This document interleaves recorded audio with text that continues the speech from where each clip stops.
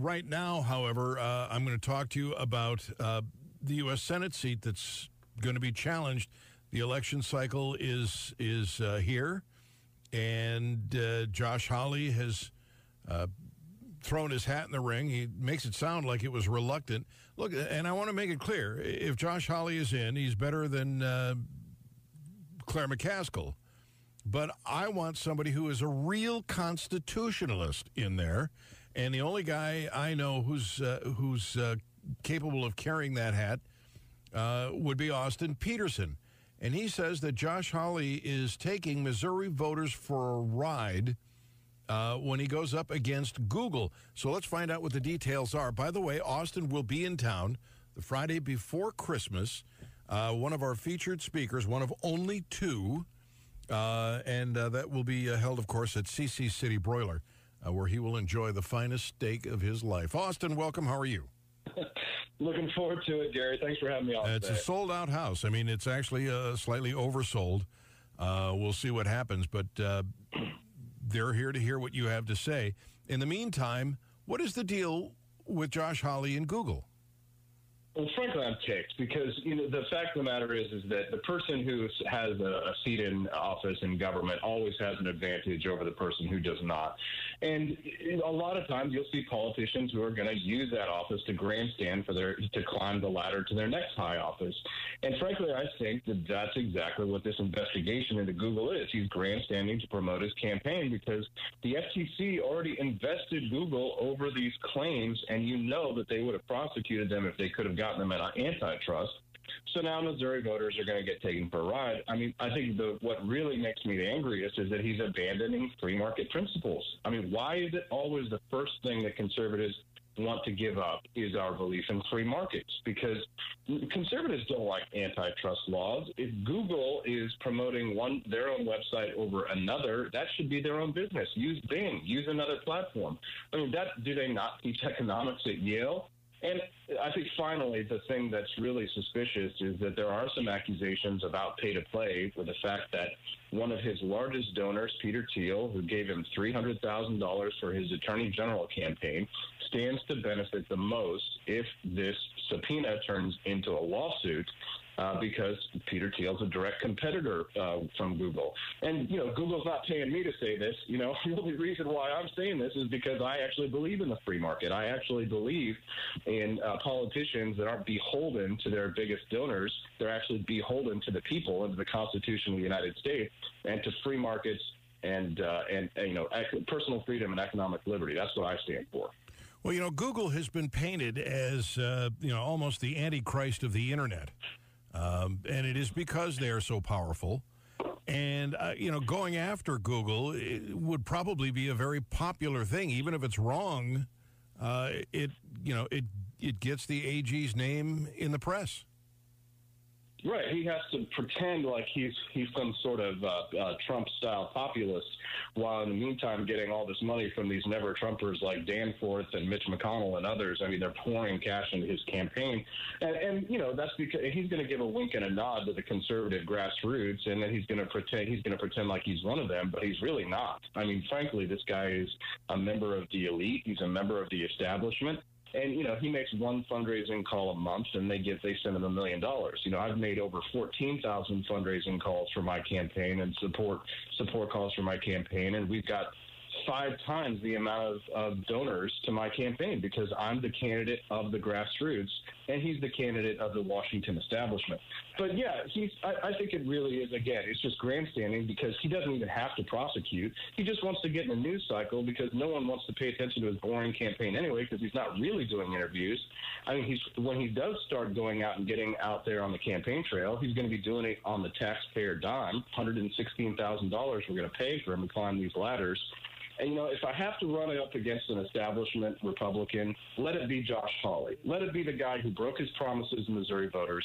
Let it be the guy who's in the pockets of the special interests. Let it be the guy who is a college professor at UMKC. I mean, that's what I want to run against. And frankly, I think Missouri voters are going to be smarter than that, and that's why I'll be our nominee. Austin, have you gone through the campaign finance reporting records to see how much money and who is supporting him? Right, 300 grand. So the current one, right? So he's got a joint fundraising committee set up with the NRSC, which essentially is an arm of Mitch McConnell and the establishment. Karl Rove wrote an article in the Wall Street Journal bragging about how he supported him and how they encouraged him to get into the race. It's just so funny because he campaigned on the promise that he was going to do his job as Attorney General, and then he almost immediately went to Washington, D.C. And I know because I was there earlier in the year, January, February, March, hanging out around Washington, and I'd heard that he was there. And I was like, well, what do you mean? Why isn't he in Jefferson City? Well, it was because he was taking these meetings with Karl Rove and Mitch McConnell and all those guys, we heard. So it's amazing that I hope Missouri voters are smarter than that and that they aren't going to get taken a ride for this guy, because at the moment right now, he seems to have no incentive to actually do his job as the Attorney General. He's already got his sights set on higher office. Frankly, we as voters, we should be stifling that kind of ambition. And people say to me, they turn it around, they say, well, aren't you ambitious? Aren't you running for the same seat? And I say, yes, but you have to understand my whole philosophy is that I don't want to take power. I want to give it to the people. I want to return to a constitutional limited government of limited powers, checks and balances. That's the theme of my campaign. His theme is, let's abandon free market principles to save the free market. We've already had enough of that. I think that's exactly what to have a true.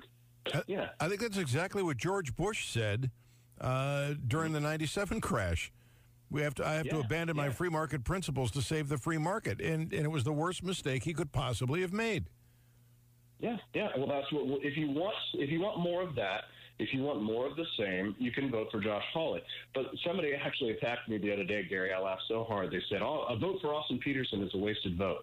Well, I'm running in the Republican primary. So if you want Ladderboy, you're going to get him in the general, if that's what you want, right? So if that's what you want. But if you want to cast a principled vote, you're not wasting the vote in the Republican primary, because if you vote for me in the Republican primary and I win, well, then you get a true constitutional conservative. If you want more of the same, and listen, Josh Hawley and Claire McCaskill, they are very similar on a lot of these issues that people like you and I don't agree with the establishment on. Things like the war on drugs, things like foreign policy, the opioid crisis.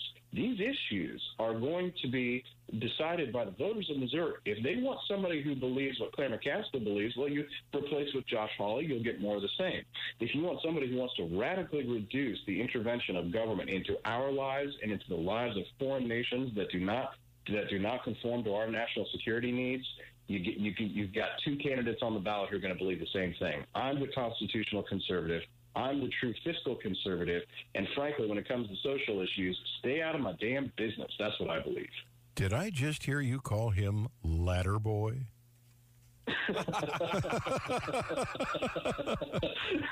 How Trump-esque of you. But I like it, Ladderboy. All right, so you're pro-life. Pro-liberty, pro-constitution. All right, so right now, what do you think is the most important issue on the minds of your potential constituents in the state of Missouri?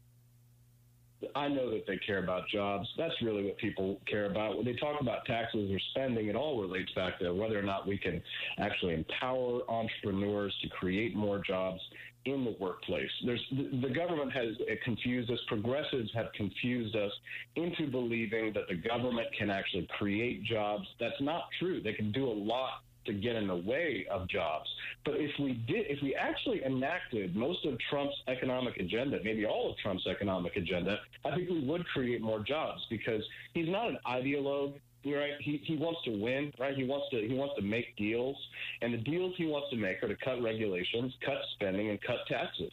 That's what I'm on board for, and what Donald Trump ran on. And honestly, now that he's doing things like saying, "Hey, I will vote for a repeal of Obamacare entirely," that would be a job creator. Do you know why? Because it's almost impossible to buy insurance in the private market now in Missouri. I can't get insurance next year through my old health care provider because they can't afford to provide individual insurance plans. So what does that make you want to do?